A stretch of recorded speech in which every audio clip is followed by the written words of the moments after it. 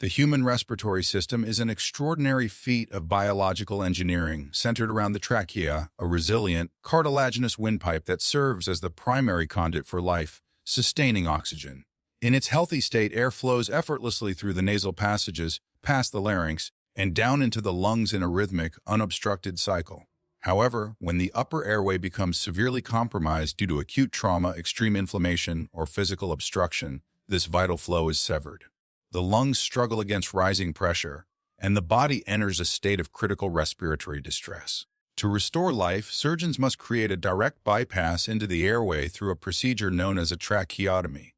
The process begins with a precise anatomical mapping of the neck, identifying the safe window between the thyroid notch and the sternal notch, while carefully navigating around the butterfly-shaped thyroid gland and the vital carotid arteries.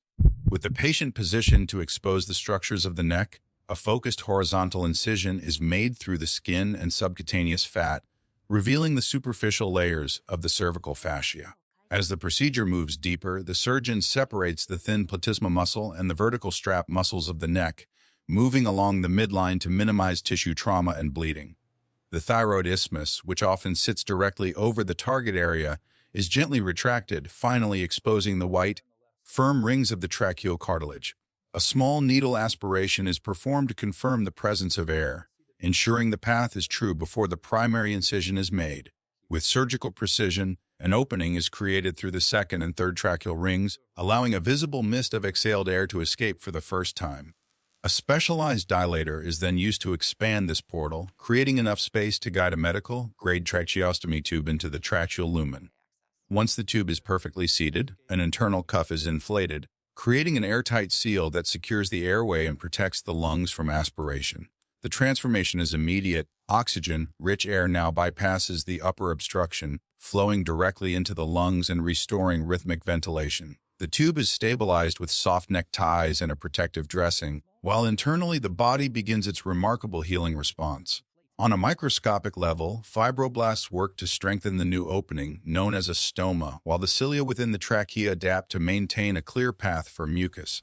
As the primary inflammation in the throat subsides, the upper airway begins to recover, and with the addition of a speaking valve, the patient regains the ability to communicate.